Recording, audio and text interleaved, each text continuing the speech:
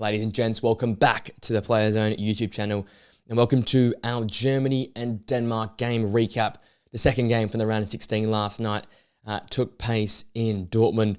And boy, this is actually a very entertaining game. There was a lightning, there was game stoppages, there was overturned goals, there was handballs, had a lot this game. And it was just sort of a symbol of what the Euros has been so far, entertaining and dramatic throughout. Let's get straight into the game, into the recap of what happened. It was on the front foot early for Germany, as we expected. In the 4th minute, the man that brought in the side, Nico Schlotterbeck, looked like he headed home the opening goal to have a perfect start to the game for the Germany side. However, it was ruled off because of, I still don't know why. I think it was a Gundogan foul on Kasper Schmeichel. It was also a foul apparently on the edge of the area, but that was ruled out. The first goal to be ruled out. Fantastic delivery in by Toni Kroos, and Nico Schlotterbeck rose very solidly up to head that ball home, and it was otherwise a really great whip into the air and a solid header from Nico Schlotterbeck. So unfortunate for that goal not to stand. However, that wouldn't deter Germany. They'd keep coming. Joshua Kimmich, a long shot in the 7th minute, offered Kasper Schmeichel the first save of the game. Another corner kick resulting from that point in time as well, which Nico Schlotterbeck had another opportunity to head home. However, that one was denied yet again. It was Kai Havertz then in the 10th minute who nearly called out Kasper Schmeichel with a great run in behind. He was fantastic in this game, stretching the defence. His finishing, let's ignore the fact of that, but the positives was his running in behind. That's what he's done so well in this tournament. He's stretched the back line and left spaces for the likes of Musiala, Wirtz, in this game, Leroy Sané to create, because his job is basically as sort of false nine decoy. It's just to open up spaces, stretch the back line to allow the wingers, midfielders, avenues and clear paths to goal. And he did that really well early, including this running behind in the 10th minute. And nearly caught Kasper Schmeichel out with taking the ball on the volley, and it tested the Danish keeper. Yeah, he had to make an important save to keep the game still at 0-0. So it was all one-way traffic in the first 10 to 15 minutes. Finally, Denmark started to build into the game, and it was Christian Eriksen in the 20th minute. Fantastic take with his first touch. Second touch, not as good, and his shot was blocked away by Antonio Rudiger. But that was their first Danish attack. It was Christian Eriksen running in behind and having his shot blocked. It was very dire straits early on for the Danish. They were sitting in, having to do a lot of defensive work. They're looking good, however, in defence. They're looking quite robust and tough to beat. But we know the Danish side so far in this tournament has struggled for goals. And at that point in time, it felt like a matter of when, not if, the Germany side would open the scoring. And for the Danish side, they needed to find some avenue towards goal. And that first Christian Eriksen chance, despite it being shut down quite easily, was a hopeful sign that the Danish could maybe expose Germany on the counter-attack, playing a more direct ball into the likes of Rasmus Højlund and also into Christian Eriksen. Schmeichel's next save came in the 37th minute, just after a lightning strike at around the 30-minute mark that caused the game to be stopped at the 35th minute. They had a 20-odd minute break and came out again 2 minutes after the restart. Kai Havertz was denied from point-blank range by Kasper Schmeichel from his header. Once again, Schmeichel having to be show his reflexes, has to be rapid in goal in terms of keeping the Germany net without a ball in the back of the net, because at that point in time, it just felt like it was overloading. It was going to happen eventually. Jochen Andersen, though, just after halftime, thought he'd open the scoring. Very similar case to the early goal for Nico Schlotterbeck in the 4th minute. However, that was called back for offside initially in the build-up by, we're speaking inches. A toenail basically felt like it was offside there. So that Jochen Andersen goal was ruled out despite all the Danish limbs and scenes. That was called back. And then he would go from 0 to 0 very quickly, Jochen Andersen, as he was penalised for a handball as Rams ripped him ball from the edge of the area towards the middle of the box. Ended up hitting the hand of Jochen Andersen, and eventually that led to a penalty which Kai Havertz would step up and take. And in the 53rd minute, he would convert coolly into the bottom right-hand corner. Schmeichel went the right way, but the penalty was just too good and too precise into the bottom corner, making it 1-0 at that point in time. And Germany deserved the lead. Pretty easy to say they dominated the game until that point in time. And a theme that would continue on. Kai Havertz once again was still on goal just after he found his first goal from the penalty spot and dinked the keeper, but put the dinked effort wide of the goal. And frustration is building with Kai Havertz, because that is a chance that you think Nicholas Füllkrug would bag 10 out of 10 times. However, Kai Havertz does not take that opportunity, and it could have came back to hurt the German side if the Danish continued to build, and they would build. They would counter-attack here and there. But luckily enough for Kai Havertz, Jamal Musiala would make it 2-0 in the 68th minute. Nico Schlotterbeck's long direct ball. The Danish trying to press high up the pitch. A few gaps and a slower Danish back three. Musiala to run past Joachim Andersen, through on goal, finish coolly and calm into the back of the net in the 68th minute, and to make it 2-0, a 2-0 lead, which it would stay towards the end of the game, and it'll be a 2-0 Germany win to secure their spot into the next round, into the quarterfinals. A workmanlike display from Denmark.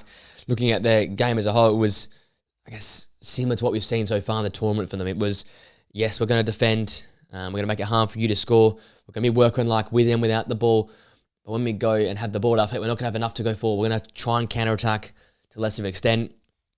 There's not much going for them in the final third in their creativity, and now it's our back-to-back tournaments where they've really struggled.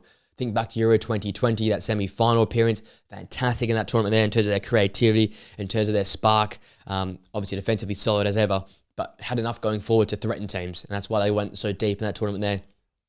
The first team to score against England in that Euro 2020, so they had a bit about them. But now we look at the squad. Christian Eriksen, doubt he'll be in the next tournament. Aya now sort of being phased out. There's Kasper Schmeichel go again. Who's the option up front? Rasmus Højlund really struggled in this tournament. This Danish has a lot of questions. And I think questions that need to be solved very quickly in these World Cup qualifiers, because you need to find out the squad's going to take you to the next tournament. Talked about Italy in my last video. I talked about them on the live stream. They've gone with this new group and they're trying to build it. And it's a massive period here during the World Cup qualifiers to try and get that continuity. Denmark have to speed that process up. They need to decide their squad, get rid of a few older heads or pick the ones you want, and then try and build this continuity very, very quickly. So you have to do two processes in one in the space of 2 years, because you can't come into this World Cup with a similar squad yet again, because it's underperformed last World Cup and it's underperformed here in the Euros. They struggled for goals. Højlund's long shot goal against England was fantastic. Outside of that, you only scored one other goal. It's been a theme of some teams this tournament, the inability to score goals, and it's really struck home with the Danish side. So a lot of improvement for them to go. They were tough to beat in this game here. Germany have to really work hard, but Germany were the better team. They played the better football. They went on the front foot. Kai Havertz, I thought in the first half was okay in terms of stretching the back line. As I said, making those runs, his chance that came in the first half was that running behind. If you finish down the volley, would be fantastic. But it was good in that period there. But I feel like you just have to go Nicholas Füllkrug. The pressure's building on him. Kai Havertz misses that one-on-one opportunity on the break as well in the second half. Nicholas Füllkrug takes that chance. And I know it's not exactly what you want, but if you bring in Leroy Sané, a more out-and-out wide player to whip the ball into the area, why not put Nicholas Füllkrug in? If you pick Rahm, a more guy that I guess they believe is improved to whipping the ball into the area, why not play Nicholas Füllkrug? I think he is the guy to go forward. He inadvertently helps Florian Wirtz to the third goal, which was eventually ruled off for offside in the end, but he was pivotal to that game, into that movement there, holding the ball up and playing the ball across. So I think he has to go. I love in the midfield at the moment. I'll speak out them in a bit, but Gundogan wasn't his most fabulous performance, but really, really good. Toni Kroos once again, fantastic. Robert Andrews did a very, very underrated role in this game, controlling the pace of the game, being that dictator in midfield, and being that physical presence in there to allow Toni Kroos to be the more creative type. And then Jamal Musiala, very quiet throughout the game, but picks his moment and finds the back of the net in a really important time for the German side to secure that second goal and that buffer to make it into the next round.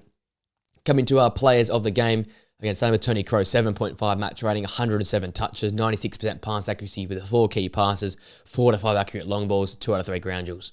The stats in every single game for Toni Kroos is fantastic. It's what we've come and been used to him to do. But in a tournament where the pace has picked up a lot, I thought maybe Toni Kroos might be left behind, but he continues to show us that he will never be left behind. He is so good and so classy in the ball that you can't dispossess him. He never makes a poor mistake, always makes the right option with a pass, and continues to be the vital option for this German side. And it's so pivotal in this tournament. For him coming back, I think it's made a massive difference for the Germany side in terms of managing situations, reading the game, and allowing coolness and calmness on the ball to control games from start to finish, not ever fall out of games or have moments where they're out of control. That's what this Germany side, I feel like, lacked in the last tournament in the World Cup. They didn't really get a foothold at any single game. As such, you saw them bow out in quite remarkable fashion there. But Toni Kroos has been a massive impact on that in terms of his midfield play, and his control on the ball was fantastic.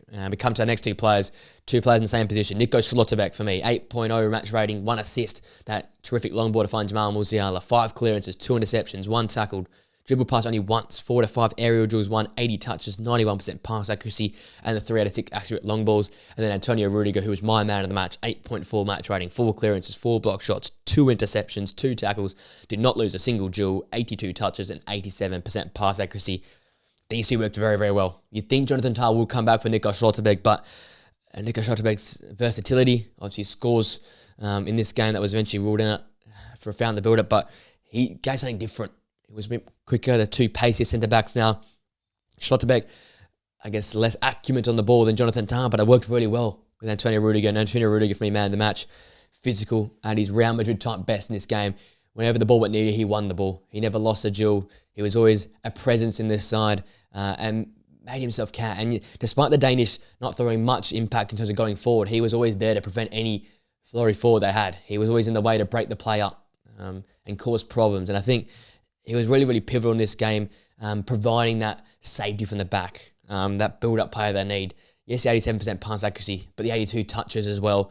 The 4 clearances, 4 block shots, 2 interceptions. So whenever the ball went near him, he broke the play up. And I think that's his role in his team. His team role at the back is to be that disruptor, that proper centre half. And the other one's the ball player, the more comfortable player and to the transition to play. That's what Schlotterbeck had to fill in this game. That's what Jonathan Tah has done so far in this tournament.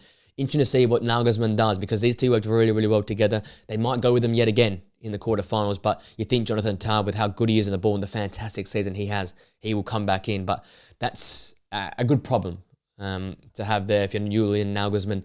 But all in all, a fantastic performance. Quite great from the host nation here in their round of 16 tie, dominating from minute 1 to minute 90 and deserving of their 2-0 win, which means they are waiting now in the quarterfinals for their next opponent, which could be Spain or could be Georgia.